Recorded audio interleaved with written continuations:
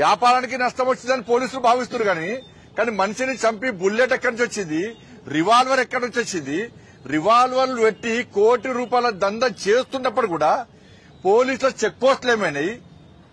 పోలీసులు ఎందుకు పట్టించుకుంటలేరు? రివాల్వర్లు ఎక్కడి నుంచి వచ్చినాయి? నువ్వు రివాల్వర్ గురించి మాట్లాడు, కాల్పులు జరిపిన దాని గురించి మాట్లాడు.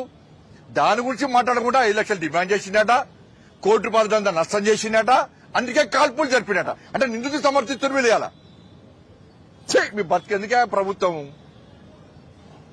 మీదికి వచ్చి బొట్లు పెట్టి పూజ చేసుకున్నాడు. కేసీఆర్ కట్ట చేసిండు, రేవంత్ రెడ్డి గదే చేస్తున్నాడు. కేసీఆర్ గిరే గోవను పెట్టి పూజ చేసిండు యాగాలకు ముందు.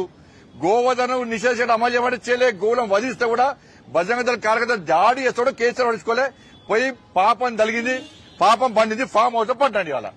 ఇలా రేవంత్ రెడ్డి సర్కార్ గదే జరుగుతుంది. ఇవాళ మీరు ఓట్ల కోసం కక్కుర్తి పడితే, హిందువుల మనోభావాలు దెబ్బతీసే ప్రయత్నం చేస్తే, హిందువుల దైవాన్ని కించపరిచే ప్రయత్నం చేస్తే, హిందూ ధర్మాన్ని హేళన చేసే ప్రయత్నం చేస్తే, గో రక్షకులు అవమానపరిచే ప్రయత్నం చేస్తే, గో రక్షకులు తప్పుడు ప్రచారం చేసే ప్రయత్నం చేస్తే మీకు కేసీఆర్ కు పట్టిన గతి కంటే హీనంగా పడుతుంది విషయాన్ని గుర్తుంచుకోండి.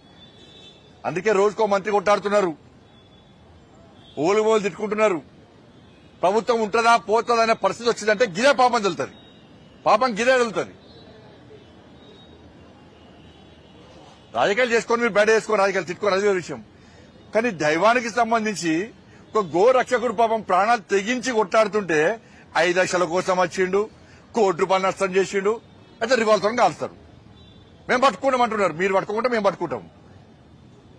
మీరు పట్టుకోకుంటే 24 గంటల లోపల మా వాళ్ళు పట్టుకోవడం రెడీ అయ్యారు. 24 గంటల లోపల మీరు పట్టుకోకుంటే పోలీసు వాళ్ళు మేము పట్టుకున్నాం 24 గంటల లోపల అనుకుంటున్నారు. మీరు ప్రశాంతంగా పట్టుకున్నారు. మా వాళ్ళు రెడీ అయ్యారు. ఎట్లా పట్టుకోవాలో ఏ విధంగా గుణపాఠం చెప్పాలో మేము రెడీ అయ్యాం. మా వాళ్ళు రెడీ అయ్యారు. మేము చేతులు ముడుచుకొని కూర్చోలే. ఈ ప్రభుత్వం ఏమైనా నమ్మకం లేదు మాకు. ఇవాళ ఎంతమంది కార్యకర్తలు రోజుకుంటారు మీరు, ఎంతమంది కార్యకర్తలు దాడులు చేస్తారు. మా సహనానికి అడ్డు ఉంటుంది. సహనాన్ని పిరికితనంగా భావిస్తే ఇవాళ మీరు పట్టుకోకుంటే రేపు చూపెట్టేటోళ్ళం. మేము పట్టుకొని ఏం చేస్తామో చూపెట్టేవాళ్ళం. హోమ్ మినిస్టర్గా మారుతానండి నేను. హోమ్ మినిస్టర్ అయినా ఇంకా బాధ అయితే చెప్తున్నాం అంటే ఇలా ఎంత ధర్మాన్ని ఏలనేసే విధంగా, ఒక ధర్మ రక్షకులు అవమానపరిచే విధంగా మీడియా మాధ్యమాల ద్వారా ప్రెస్ మీటింగ్ పెట్టి పోలీసులు చెప్తున్నారంటే రివాల్వర్ ఎక్కడి నుంచి వచ్చింది? పోలీసుల శాతకాంతనం వల్ల వచ్చింది. ఇంకెంతమంది రివాల్వర్ ఉన్నాయి?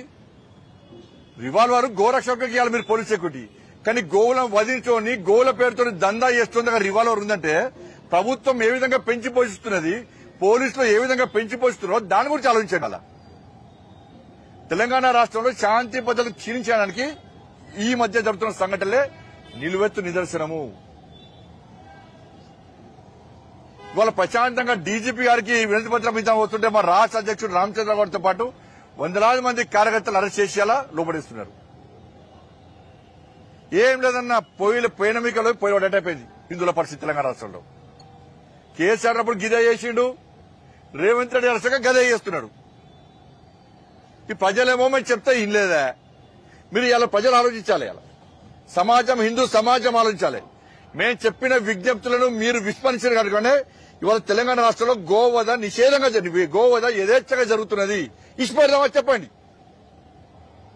ఇలా మా కార్యకర్త ఇలా చావు బతుకు మధ్య కొట్లాడుతుంది. ఆయన బతుకుతాడా చస్తాడా తెలియదు. ఆయనే ఒక వాల్మీకి కుటుంబం, పేద కుటుంబం, గుడిసెలుంటాడు. ఆయనే తిండికి లేదాయనకు.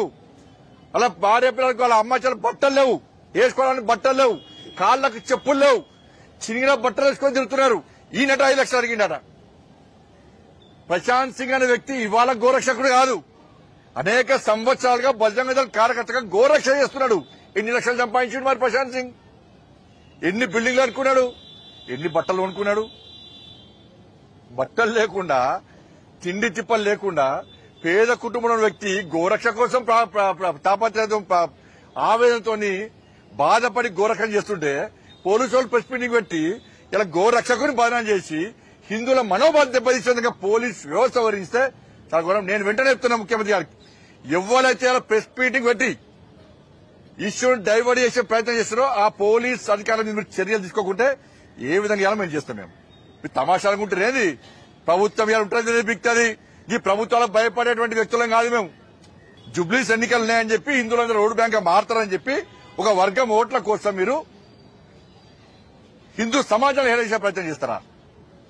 క్షమాపణ చెప్పండి ముఖ్యమంత్రి గాని, పోలీసు వాళ్ళు క్షమాపణ, డీజీపీ క్షమాపణ చెప్పండి. అలా రివాల్వర్ పెట్టుకుని గోరక్షణ కాల్చడం క్షమాపణ చెప్పండి. వాళ్ళ కొంచెమన్నా సిగ్గుండాలే, అక్కలు ఉండాలి కొంచెమన్నా మాట్లాడడానికి.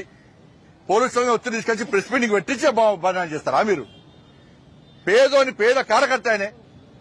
ఇప్పుడు చూస్తానే మీరు ఆ పిల్లలు బట్టల్లో వాళ్ళ తల్లికి చెప్పుల్లో పాపం వాళ్ళకు తిండికి లేదు, ఏడుస్తున్నారు. వాళ్ళొచ్చి దోసుకొని వాళ్ళు దోసుకున్నారు, వీళ్ళు దోసుకున్నారు. కాబట్టి మళ్ళీ నేను హెచ్చరిస్తున్న ప్రభుత్వాన్ని, తప్పుడు ప్రచారం బంద్ చేయండి. మీరు ప్రభుత్వం వెంటనే పోలీసు వాళ్ళు వాళ్ళ వ్యాఖ్యలు వెనక తీసుకోవాలి. మీరు క్రియేట్ చేసి వాళ్ళతో స్టేట్మెంట్ ఇప్పిస్తే హిందూ సమాజం నమ్మదు. దాని మీద వెంటనే పోలీసు అధికారుల మీద చర్యలు తీసుకోవాలని చెప్పి వాళ్ళ భారతీయ జనతా పార్టీ డిమాండ్ చేస్తా ఉన్నది.